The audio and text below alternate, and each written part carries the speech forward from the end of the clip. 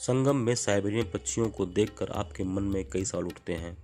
क्या आपको पता है माघ मेला के दौरान संगम की शोभा बढ़ाने वाली साइबेरियन पक्षी कहाँ से आती हैं? या किस प्रजाति की पक्षी हैं? इनकी आबादी कितनी होगी? या प्रयागराज में ही क्यों आती हैं? यहाँ पर कितने दिनों तक रहती हैं? या क्या खाती हैं और खाने में सबसे ज़्यादा इन्हें क्या पसंद है? आइए विस्तार से बताते हैं। इन पक्षियों का मूल निवास साइबेरिया और उत्तरी यूरेशिया के अत्यंत ठंडे क्षेत्र हैं। इस समय वहां पर तापमान 0 से 30 डिग्री नीचे तक चला गया है।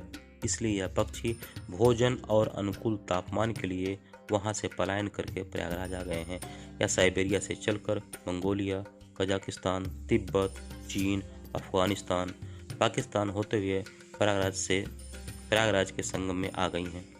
इनके प्रवासन मार्ग को सेंट्रल एशियन फ्लाईवे कहा जाता है।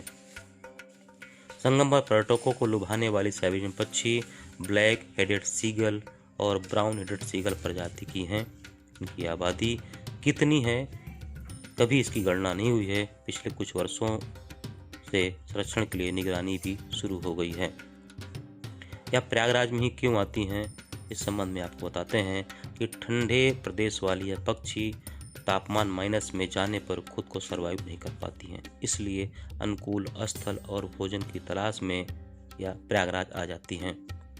यहाँ पर यह पक्षी करीब 4 महीने तक रहती हैं। इन पक्षियों के लिए प्रयागराज में तापमान 0 से लेकर 25 डिग्री तक रहता है। ऐसा तापमान अक्टूबर से फरवरी तक रहता है। इसलिए यहाँ पर अनुकूल तापमान कर यह पक्षी फरवरी मार्च तक रहते हैं और उसके बाद फिर अपने देश के लिए पलायन कर जाते हैं।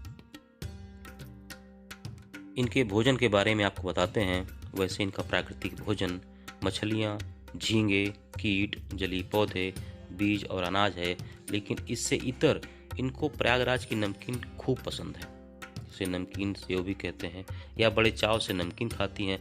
आप देख रहे हैं कि पानी में नमकीन फेंकते ही खाने के लिए इनका झुंड टूट पड़ रहा है। अगर आप हाथ में नमकीन लेकर खड़े हो जाएं तो यह उसे खाने के लिए आपके पास आ जाएंगी। इनके संरक्षण के लिए क्या कुछ हो रहा है? ये नवंबर में आती है हमारे प्रयागराज में, और ये लगभग दिसंबर, जनवरी, फरवरी, मार्च तक के रहती हैं, फिर चली जाती हैं।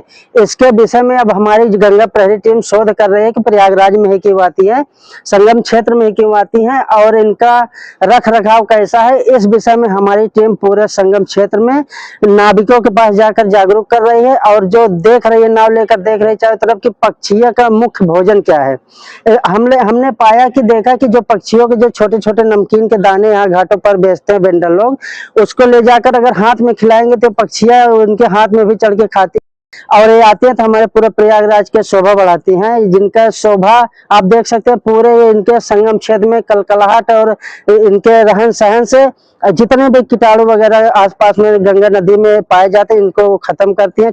हम लोग आपको बता दें, हम लोग शोध में हमारे भारतीय वन्यजीव संस्थान ने हमें बताया है कि ये जो पक्षी 2 प्रकार की होती है। जो साइबेरियन पक्षी एक रेड हेडेड सीगल होता है, एक ब्राउन हेडेड सीगल होता है। रेड हेडेड सीगल का मतलब जिसका टोंट लाल होता है और इसमें क्या कहते हैं वो ब्राउन साइड रहता है, तो इसलिए रेड हेडेड और ब्राउन हेडेड सीगल के नाम से जाना जाता है। यहाँ इनका प्रजनन कार्य नहीं होता है और इसलिए यहाँ पे ये लोग 4 महीने स्टे करने के बाद चली जाती हैं। साइबेरियन पक्षियों को नाविकों ने एक नया नाम दिया है। इसको साइबेरियन पक्षी, सब पूरे यात्री जो पब्लिक आती है सब इनको साइबेरियन पक्षी बोलते हैं। हम लोग यहाँ पे इनका नाम रखे हैं राम प्यारी। और सबसे खास प्रयागराज वालों के लिए इन पक्षियों के आगमन से यहाँ का पर्यटन उद्योग समृद्ध हो रहा है और स्थानीय अर्थव्यवस्था को मजबूती मिल रही है। इनकी उपस्थिति इस बात का प्रमाण है कि संगम क्षेत्र की जड़ गुणवत्ता बेहतर है और जैव विविधता का यह अद्वितीय स्थल है। यहाँ पर इनके रहने और खाने का अनुकूल इंतजाम है।